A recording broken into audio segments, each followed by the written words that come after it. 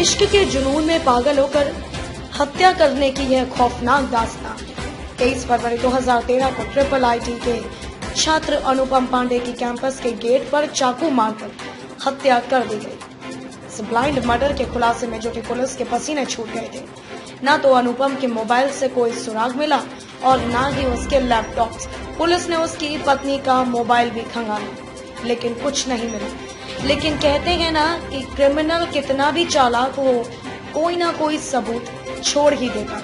Police ने जब अनुपम के घर पर उसका पर्सनल कंप्यूटर खंगाला तो रिश्तों में धोखे की बड़ी कहानी सामने आ गई। पत्नी ने शादी की पहली रात पर ही अपने प्रेमी को उसी कंप्यूटर से अपने कुछ वीडियो भेजे थे। इसी आधार पर पुलिस पागल प्रेमी प्रदीप शर्मा तक पहुंच गई, जिसने इस नृशंस हत्याकांड को अंजाम दिया था। पहले पत्नी को गिरफ्तार किया, बाद में प्रेमी को भी पकड़ लिया गया। लखनऊ के ताल कटोरा थाना क्षेत्र के राजाजी कॉलोनी इलाके के रहने वाले डॉक्टर कमलेश पांडे का बेटा अनुपम 24 वर्षीय धूमनगंज के झलवा स्थित ट्रिपल आईटी से बीटेक कर रहा था। 23 जनवरी 2013 को उसकी शादी भोपाल की रहने वाली सिमरन के साथ हुई थी। नई बहू के आते ही परिवार खुशियों से भर गया था, लेकिन ट्रिपल आईटी से इंजीनियरिंग कर रहे अनुपम को शादी के कुछ दिन बाद ही वापस प्रयागराज आना पड़ा, क्योंकि परीक्षाएं नजदीक थी। शादी के ठीक एक महीने बाद 23 फरवरी रात अनुपम हॉस्टल में पढ़ाई कर रहा था।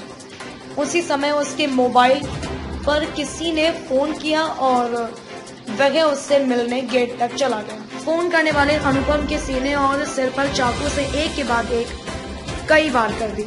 जब तक गार्ड तथा अन्य लोग पहुंचते हत्यारा भाग निकला। अनुपम को अस्पताल ले जाया गया, लेकिन वह कोमा में चला गया। कुछ दिन बाद अनुपम की अस्पताल में ही मौत हो गई।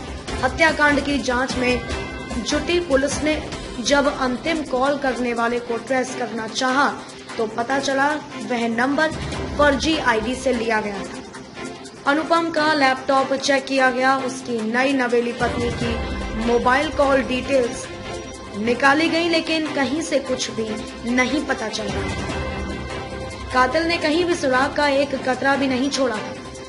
हार कर पुलिस लखनऊ स्थित अनुपम के घर पर पहुंची। वहां बताया गया कि अनुपम की हत्या की खबर के बाद उसकी पत्नी मायके चली गई थी। बगरगाल पुलिस ने अनुपम के कमरे की तलाशी ली। वहां अनुपम का पर्सनल कंप्यूटर था।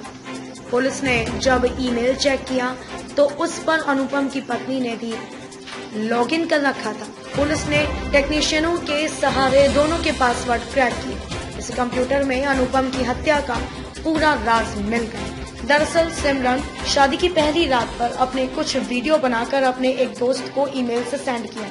हालांकि वह ईमेल भी फर्जी नाम से था, लेकिन आईपी एड्रेस के सहारे भोपाल के प्रदीप शर्मा तक पहुंच गई। पुलिस जब उसके घर पर पहुंची तो वह नहीं मिला। जब उसके शक यकीन में बदलने लगा, फिर उसके दूसरे मोबाइल नंबर का पता चला, जिससे वह अपनी दोस्त सिमरन से लगातार बात करता था। इसके बाद सिमरन से पूछताछ शुरू हुई।